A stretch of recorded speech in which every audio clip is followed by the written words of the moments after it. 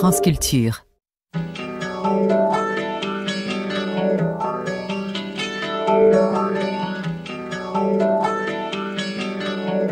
Les nuits de France Culture.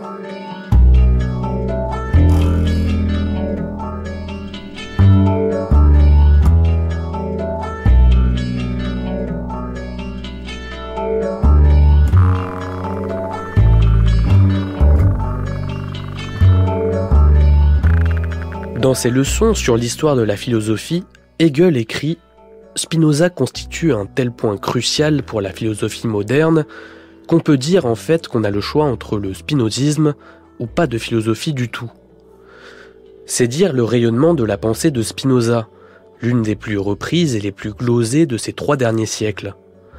À cheval sur la métaphysique, la théologie, l'ontologie ou encore la pensée de la nature, Spinoza est l'un de ces philosophes dont la pensée est tellement riche qu'on ne peut jamais l'épuiser. Il y a toujours quelque chose de neuf à en extraire, quelque chose qui, quelle que soit l'époque, semble incroyablement moderne. Tous les grands esprits se sont penchés sur l'œuvre du philosophe néerlandais, et Gilles Deleuze ne fait pas exception à cette règle, comme en témoigne cette conférence donnée en mai 1977, intitulée « Spinoza et nous ». C'est une tentative virtuose de nous situer, nous, au milieu de la pensée de Spinoza, de cartographier ce que nous avons compris de sa pensée et la part qui demeure toujours obscure. Nous sommes, comme le dit Deleuze, spinozistes malgré nous, et ce court exposé est un hommage à celui qu'il appelle sans détour le Christ des philosophes.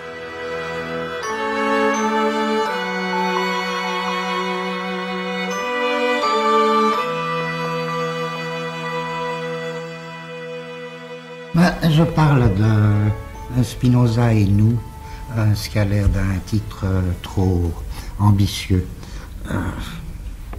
Mais ça peut vouloir dire beaucoup de choses. Ça peut vouloir dire entre autres nous au milieu de Spinoza. Essayer de percevoir et de comprendre Spinoza par le milieu. C'est une tâche possible. Généralement, on commence par le premier principe d'un philosophe. Mais ce qui compte, tout le monde le sait, c'est aussi bien le 3e, le 4e, le 5e principe. Commencer par le premier principe, c'est un peu une méthode qui emprunterait le modèle de l'arbre. On cherche d'abord la racine. Mais il y a une autre méthode, ou un autre modèle. C'est celui de l'herbe. L'herbe, elle pousse par le milieu. Quand un philosophe est aussi déraciné que Spinoza, on peut essayer de le percevoir par le milieu, là même où pousse sa philosophie. Tout le monde connaît le premier principe de Spinoza. Une seule substance pour tous les attributs. Et le 3e, 4e ou 5e principe, peu importe.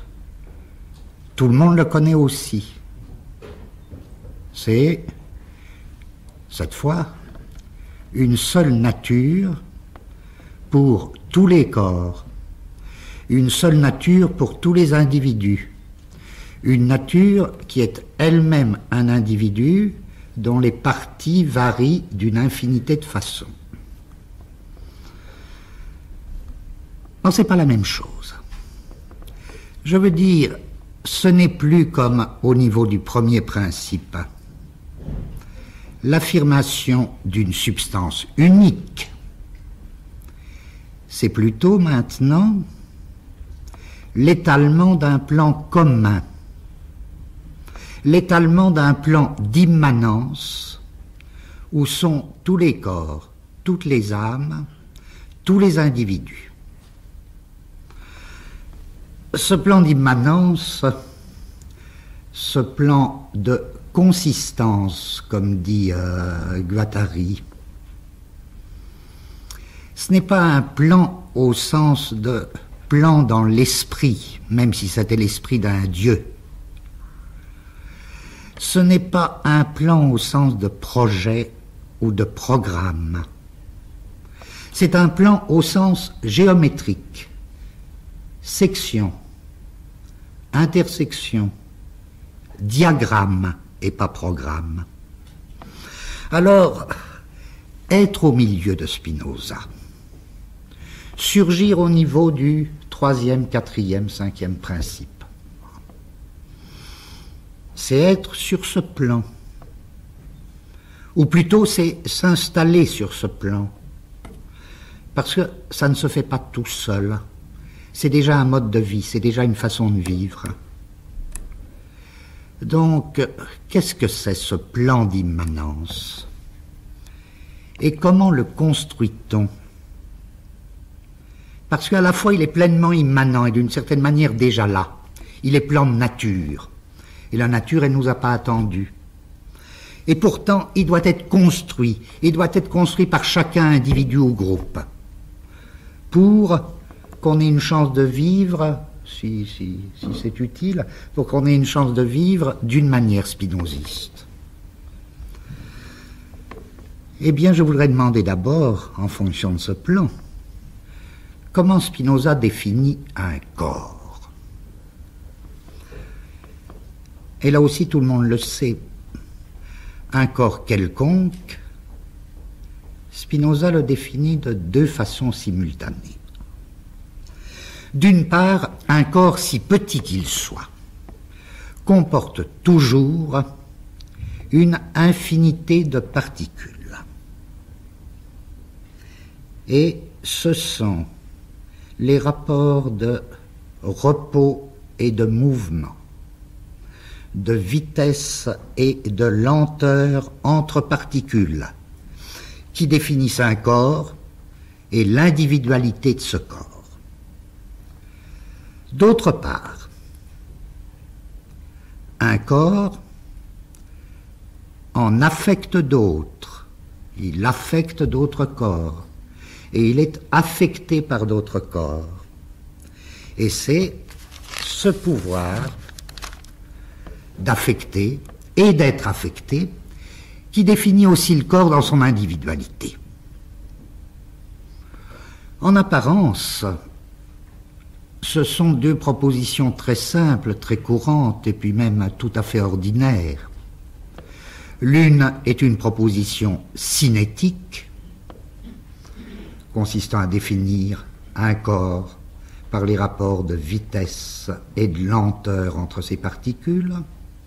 L'autre est une proposition dynamique, consistant à définir un corps par son pouvoir d'affecter et d'être affecté. Mais je voudrais essayer de montrer que si on s'installe vraiment au milieu de ces propositions, si on les vit d'une certaine manière, involontaire ou pas, plutôt involontaire, ça devient beaucoup plus compliqué. Et on se retrouve spinoziste avant même d'avoir compris pourquoi. En effet, la première proposition, la proposition cinétique, nous dit qu'un corps se définit par des rapports de mouvement et de repos, de lenteur et de vitesse entre particules, qui lui appartiennent sous le rapport complexe de ces lenteurs et vitesses. C'est-à-dire, un corps ne se définit pas par une forme ou des fonctions. La forme globale, la forme spécifique, les fonctions organiques dépendront des rapports de vitesse et de lenteur. Même le développement d'une forme, le cours du développement d'une forme, dépend de ces rapports et non l'inverse. C'est pas du tout qu'il s'agisse d'être rapide à tout prix. La vitesse, elle ne vaut pas mieux que la lenteur. Il arrive même qu'on soit en retard par vitesse. Il arrive aussi qu'on gagne et qu'on l'emporte par lenteur. Mais l'important, c'est de concevoir la vie. Chaque vivant, chaque individualité de vie non pas comme une forme ou un développement de forme, mais comme un rapport complexe entre vitesses différentielles, entre ralentissement et accélération de particules. Et après tout, c'est ça qu'on appelle ou bien le charme, ou bien l'individualité, ou bien la puissance de quelqu'un. Pas du tout sa forme, mais sa manière de composer des vitesses et des lenteurs sur un plan d'immanence. Car le plan d'immanence, le plan de consistance, il surgira lorsque des vitesses et des lenteurs se composeront sur lui et en même temps que lui, indépendamment des formes, car c'est ces rapports qui détermineront les formes et pas l'inverse. C'est comme la musique. Il n'y a pas de forme, il peut y en avoir, mais c'est pas ça qui compte. Il n'y a pas de forme préétablie, il n'y a pas de forme musicale préétablie. Il n'y a pas un développement de la forme musicale d'après un temps qu'on devrait nommer mesuré, fonctionnel ou pulsé. Danser la valse, ce n'est jamais 1, 2, 3. Faire du tam-tam, ce n'est pas 1, 2. Il y a toujours 7, 10, 14, 28 en premier. Et la forme musicale, le développement de la forme, dépend d'un rapport très complexe entre vitesse et lenteur des particules sonores, non pas l'inverse. C'est pas seulement affaire de musique, c'est toujours affaire de vivre. C'est par vitesse et lenteur qu'on se glisse entre les choses, qu'on entre dans quelque chose, qu'on se conjugue avec d'autres choses. On ne commence jamais rien, on ne fait jamais table rase. Spinoza le sait, Descartes ne le savait pas. On ne commence jamais, on ne fait pas table rase, on se glisse entre, on entre au milieu, on épouse ou on impose des rythmes non pulsés. Ça, c'est la première proposition cinétique de Spinoza. La seconde proposition, dynamique, qui concerne les corps, ne concerne pas les rapports de vitesse et de lenteur entre particules, mais concerne les pouvoirs d'affecter et d'être affecté. Et d'une certaine manière, c'est la même chose. Et Spinoza, dans un très beau texte, démontre, très rigoureux, il démontre que nécessairement, si l'on définit les corps par des rapports de vitesse et de lenteur, on est aussi forcé de les définir dynamiquement par des pouvoirs d'affecter et d'être affecté. Et que le passage est inévitable. Le lien est nécessaire. Donc, c'est bien la même chose, la proposition cinétique et la proposition dynamique. Vous ne définirez pas un corps ou une âme par sa forme, par ses organes ou ses fonctions. Et c'est sans doute ça qu'apporte de nouveau la proposition dynamique, vous ne la définirez pas davantage comme une substance ou comme un sujet. Chaque lecteur de Spinoza sait que les corps et les âmes ne sont pas pour Spinoza des substances, ni des sujets, mais qu'il les appelle des modes. Seulement, si on se contente de penser une pareille proposition théoriquement, c'est déjà beaucoup, mais ce n'est pas suffisant. Parce que concrètement, un mode, c'est un rapport complexe de vitesse et de lenteur dans le corps et aussi dans la pensée qui correspond à ce corps. Et un mode, c'est un pouvoir d'affecter et d'être affecté du corps ou de la pensée. Concrètement, si vous définissez les corps et les pensées comme des pouvoirs d'affecter et d'être affectés, beaucoup de choses changent. Vous allez définir un animal, ou bien un homme, pas du tout par sa forme, pas du tout par ses organes et ses fonctions, et pas non plus comme un sujet. Vous allez le définir par les affects dont il est capable.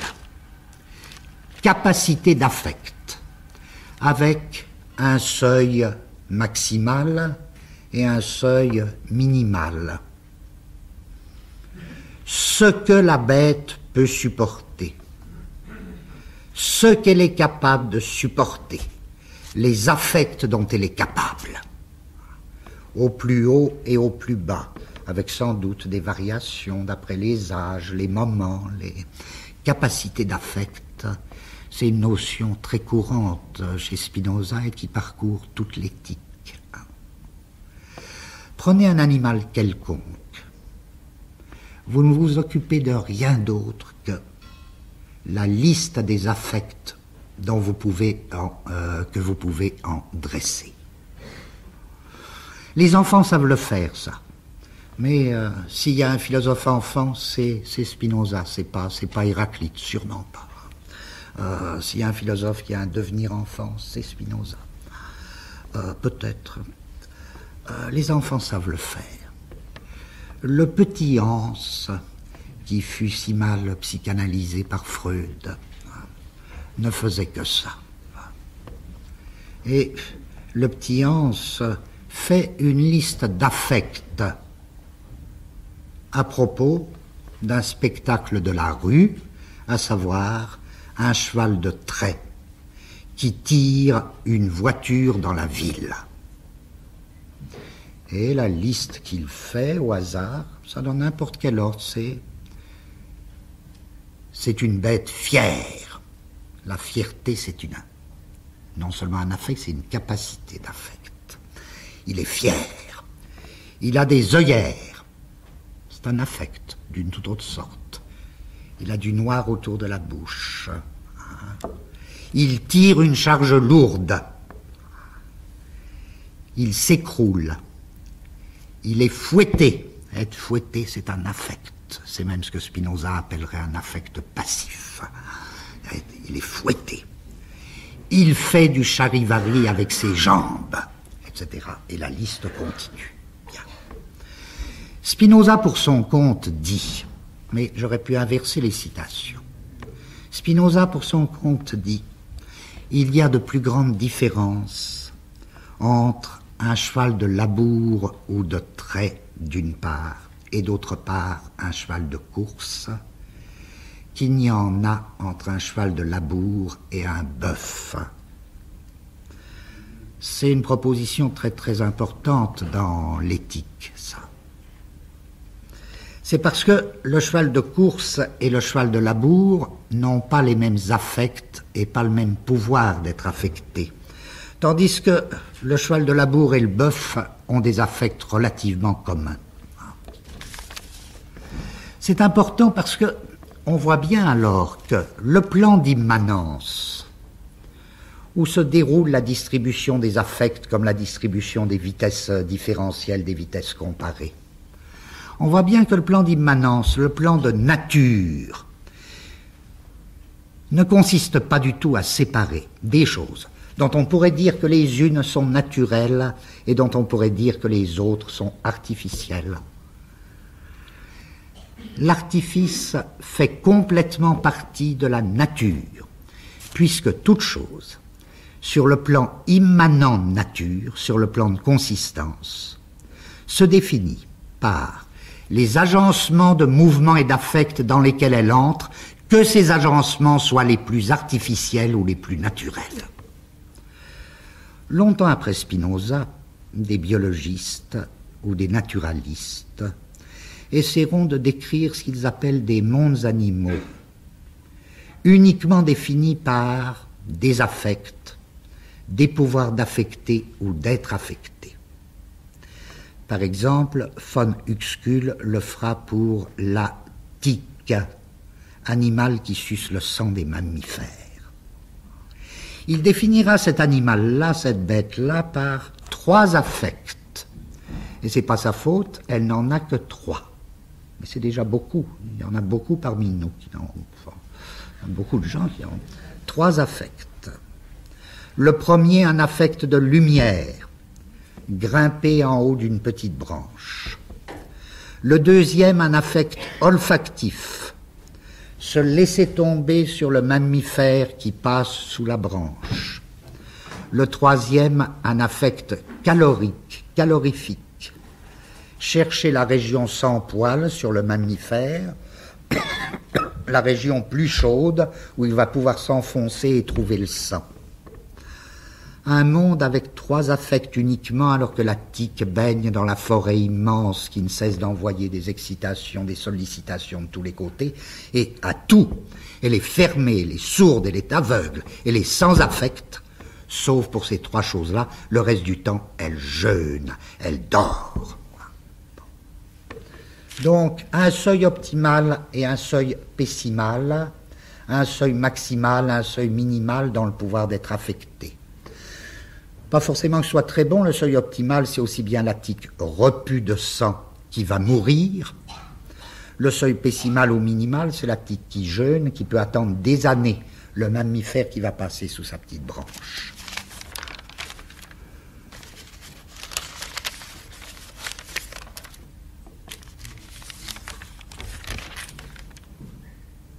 Or, de telles études qui définissent les corps, les animaux, mais aussi les hommes,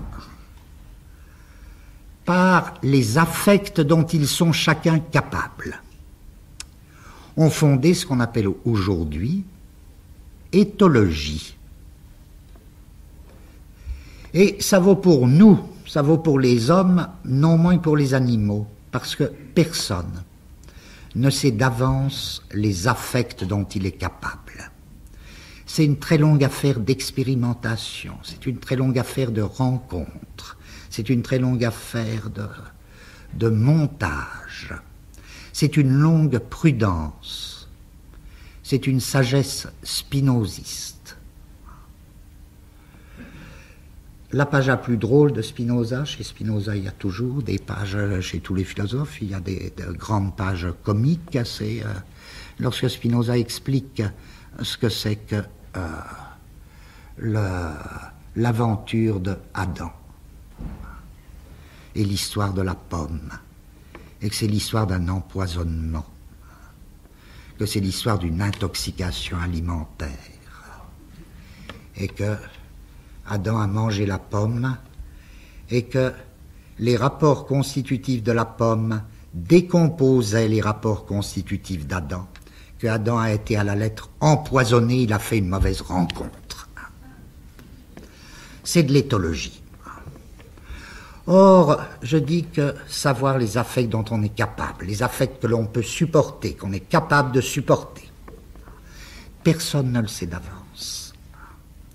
Et que cela ne peut se découvrir qu'en même temps ce que se construit précisément un plan d'immanence ou un plan de consistance.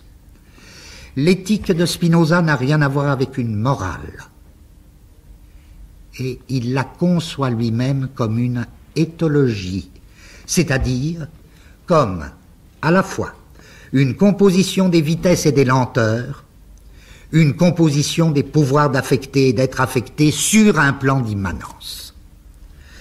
Voilà pourquoi Spinoza, d'une certaine manière, lance assez constamment des cris. Vous ne savez pas ce dont vous êtes capable en bon ou en mauvais.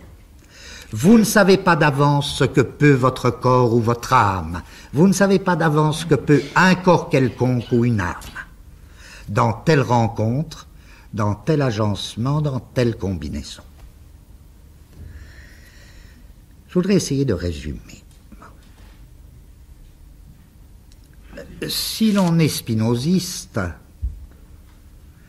on définit quelque chose ni par sa forme, ni par ses organes et ses fonctions, ni comme substance ou comme sujet. Pour emprunter des termes au Moyen-Âge ou à la géographie,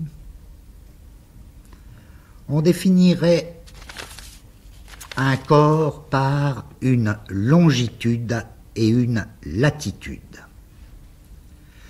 Un corps, ça peut être strictement n'importe quoi. Ce peut être une chose, ce peut être un animal, ce peut être un corps sonore, ce peut être une âme ou une idée, ce peut être un corpus linguistique, ce peut être un corps social, une collectivité.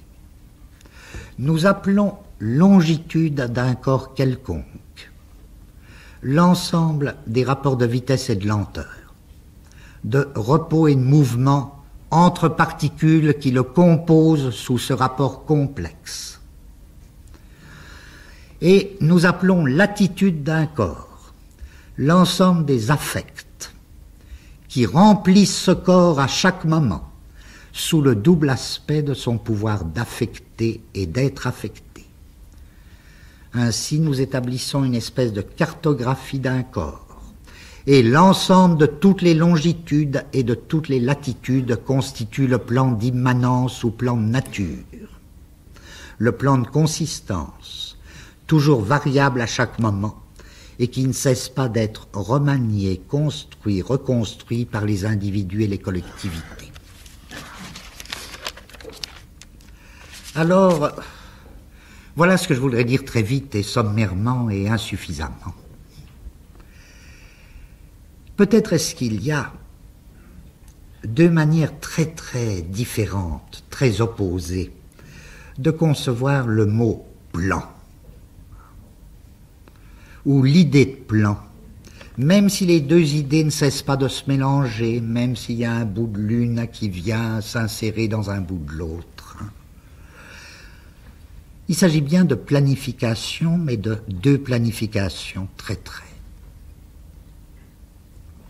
très hétérogènes. La première conception, je l'appelle, mais par pure commodité, théologique ou transcendante. La deuxième conception, je l'appelle spinoziste,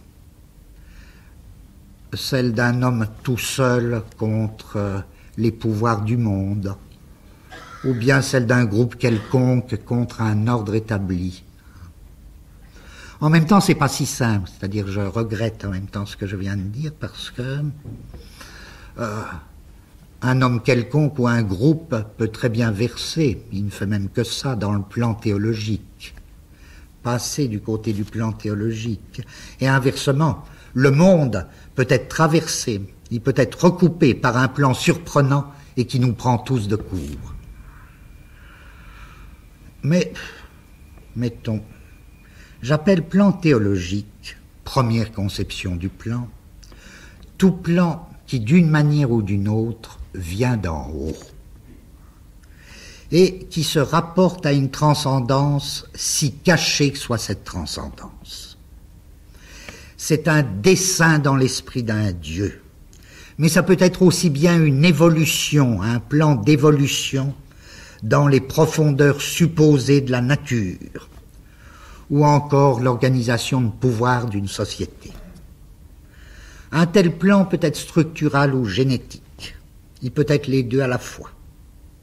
Ce à quoi on le reconnaît, un tel plan, théologique ou transcendant, c'est que il concerne toujours des formes et leur développement, des sujets et leur formation. Développement de formes et formation de sujets, c'est le caractère essentiel de cette première sorte de plan. Dès lors, ce sera toujours, et quoi qu'on en dise, un plan de transcendance. Et pour une raison très simple, c'est parce que ce plan, par nature, disposera toujours d'une dimension supplémentaire aux dimensions de ce qu'il planifie et de ce qui se passe sur lui.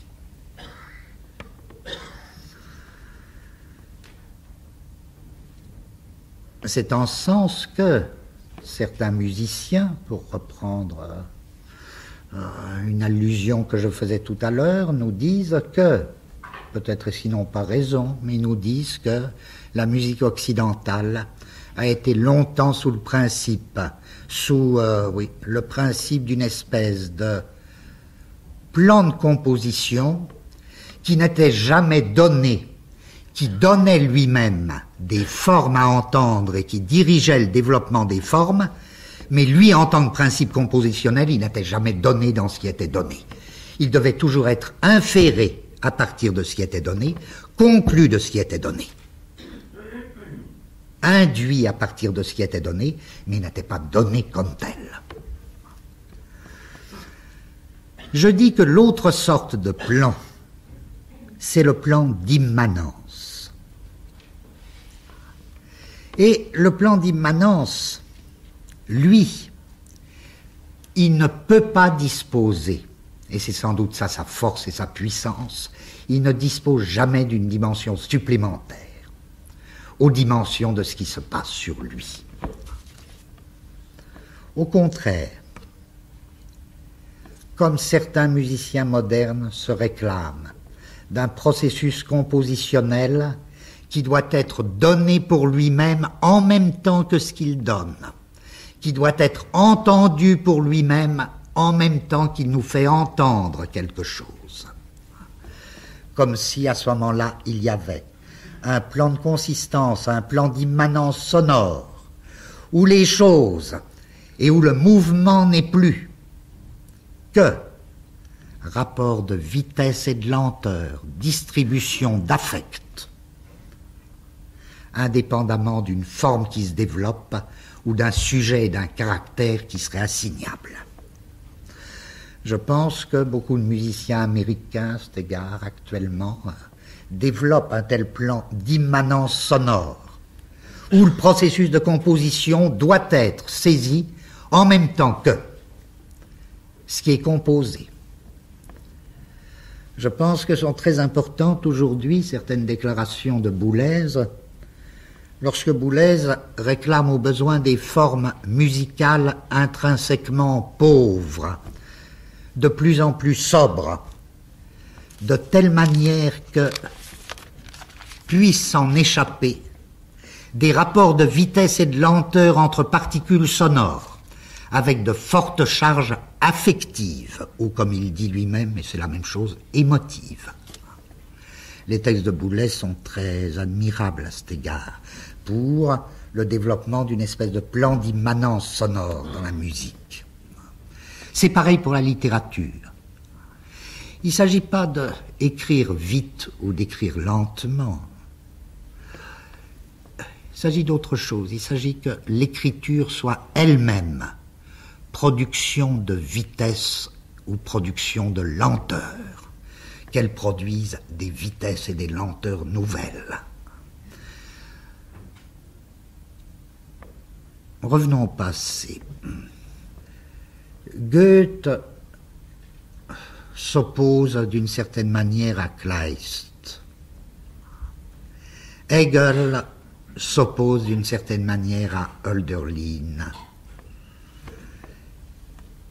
Parce que Goethe et Hegel restent attachés, je crois, très profondément à une conception du plan qui serait un plan de développement des formes et un plan de formation des sujets, allant jusqu'à une espèce d'éducation sentimentale, de formation du caractère. Tandis que Kleist, Hölderlin, ne pense plus qu'en termes de vitesse et de lenteur, de catatonie figée, véritable catatonie, d'immobilisation figée, et puis de mouvements accélérés, de précipitations au besoin grimaçantes, sans qu'on puisse même assigner une forme qui se développerait, ni un caractère qui se formerait. Tout est devenu un jeu de vitesse, de lenteur, de catatonie brusque, d'accélération folle. Je crois que c'est une littérature extrêmement moderne en ce sens, mais si je demande qui est spinoziste, enfin, c'est pas comme ça, il me semble, ce n'est pas Goethe qui l'est, ce n'est pas Hegel qui l'est, parce que le plan tel qu'ils le conçoivent reste un plan du développement de la forme et de la formation du sujet. Mais les vrais spinozistes, c'est Kleist, c'est Hölderlin, parce que chez eux, le plan a changé complètement de nature, d'où l'incompréhension radicale de Goethe à l'égard de ce qui se passe à ce moment-là, et même sa haine à l'égard de ce qui se passe à ce moment-là, car le plan est devenu chez eux un plan qui n'est plus que une planification des vitesses et des lenteurs, des vitesses différentielles et une distribution des affects non subjectivés. Or, bien sûr, en même temps, je durcis parce que les deux sortes de plans, ils sont toujours mélangés. On arrache l'un à l'autre, on maintient l'un sous l'autre, on conquiert l'un contre l'autre, et puis on garde quand même l'autre. Reste qu'il y a une grande différence économique, politique, artistique, entre un plan d'organisation transcendant qui mène le développement des formes et la formation des caractères ou des sujets, et d'autre part un plan d'immanence ou un plan de consistance qui procède uniquement par vitesse et lenteur comparées, par distribution d'affects indépendamment des sujets. Ce n'est pas la même musique, ce n'est pas la même politique, ce n'est pas la même philosophie. Chacun doit construire son plan d'immanence du second point de vue, vitesse et affect. Chacun peut le concevoir et le vivre, individu ou groupe. C'est un plan qui se construit morceau par morceau. Je crois qu'il y a beaucoup de spinozisme dans la littérature actuelle ou dans la littérature récente, dans la musique actuelle, dans les mouvements actuels, encore plus que dans la philosophie actuelle. Les vrais spinozistes, au besoin, ce sont des musiciens qui font un plan d'immanence sonore. Ce sont des littérateurs qui font un plan d'immanence verbale. C'était déjà Lawrence, Virginia Woolf, Whitman, Kerouac. Beaucoup d'Anglais et d'Américains ont été naturellement spinozistes par nature, avant de le savoir, sans le savoir, c'était pas leur affaire. Parce que spinoziste, on le devient forcément sans le savoir. On arrive au milieu. C'est vraiment la place unique de Spinoza en philosophie. La construction d'un plan d'immanence fait de vitesse et de lenteur et d'affect. Un point, c'est tout.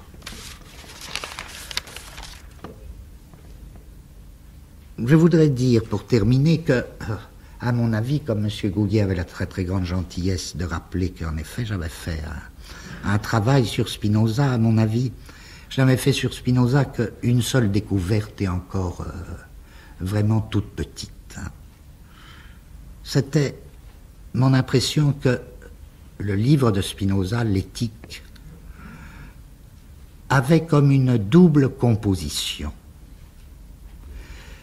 C'est une bêtise de dire que le livre multiple, le livre à composition multiple, c'est une découverte d'aujourd'hui et que ça caractérise la littérature moderne. La littérature moderne, elle a sûrement des nouveautés, mais pas celle-là. En un sens, il n'y a jamais eu de littérature que faite sous la forme d'une espèce de composition multiple et de lecture plurielle. Or, ce qui me frappait dans l'Éthique, c'était ceci. Tout le monde sait que c'est un livre qui se présente sous forme d'un enchaînement géométrique comportant définitions, postulats, axiomes, propositions, démonstrations, corollaires, et aussi des choses très spéciales qu'on appelle scolies. Et j'avais le sentiment que, bizarrement, il y avait deux éthiques simultanées. Il y avait deux éthiques simultanées parce que on pouvait faire un enchaînement continu des définitions, propositions, démonstrations, corollaires. Ça allait très bien, que ça formait une espèce de chaîne d'enchaînement continu. Et que les scolies, c'était un autre domaine. C'était une autre version simultanée de l'éthique. Que les scolies, eux, renvoyaient à d'autres scolies et formaient non pas un enchaînement continu, mais une espèce de chaîne beaucoup plus volcanique, une chaîne discontinue. Si bien qu'à ce niveau, l'éthique pouvait être lue deux fois simultanément, si l'on prenait la chaîne discontinue des scolies et l'enchaînement continu. Et que ce n'était pas la même distribution de vitesse et de lenteur, et que ce n'était pas la même distribution des affects dans les deux cas. Alors je crois que il faudrait presque concevoir, comprenez, il y a une musique, je suppose, il y a une musique électronique. les déclarations auxquelles j'ai fait allusion de certains musiciens américains actuels en faveur d'un plan d'immanence sonore, où le principe de composition n'est plus caché, mais vraiment donné dans ce qu'il donne, ou bien les déclarations de Boulez sur une espèce de plan d'immanence où la forme musicale devient pauvre par rapport au rapport de vitesse et de lenteur et à la distribution des affects sonores, eh bien, j'ai l'impression que c'est pas tout à fait étranger, et Boulez lui-même, là, à cet égard, cite les questions de vitesse et de lenteur dans la musique électronique. Il y a aussi une histoire de la philosophie électronique. Il y a aussi une philosophie électronique. Là, je voudrais faire hommage à André Robinet d'avoir introduit véritablement et d'avoir, d'une certaine manière, renouvelé l'histoire de la philosophie. Et précisément en y introduisant des méthodes, à proprement parler, électroniques. Et je me dis que si je faisais partie de son équipe, moi, je lui demanderais si c'est possible avec des ordinateurs ou avec des procédés comme il emploie pour faire cette histoire de la philosophie un peu électronique, on ne pourrait pas vérifier, non pas seulement les thèmes de fréquence dont il parle si bien, mais les vitesses différentielles, les rapports. Est-ce que c'est vrai que les scolies forment une espèce de chaîne volcanique discontinue, tandis que les propositions, les démonstrations, etc. Tout ça pour réussir une chose comme ça, il faut des machines. Donc une histoire de la philosophie machinique, comme une musique machinique, c'est... Et après tout, je veux dire, tout ne passe pas par là, parce que c'est aussi ce qui se passe. Je veux dire, la construction actuelle ou la recherche actuelle de plans d'immanence, aussi bien sonores, musicaux, littéraires, collectifs, politiques, artistiques, de telle manière que, réellement, les formes cèdent la place aux problèmes cinématiques des rapports vitesse-lenteur à tel moment. Les sujets et les caractères, la pédagogie des sujets et des caractères cèdent la place aux problèmes de la distribution des affects, des pouvoirs d'affecter, d'être affecté. Tout cela, il me semble, traverse tout notre monde et on s'y retrouve de moins en moins dans ces constructions de plans d'immanence, mais d'une certaine manière, c'est comme ça aussi qu'on se retrouve de plus en plus spinoziste.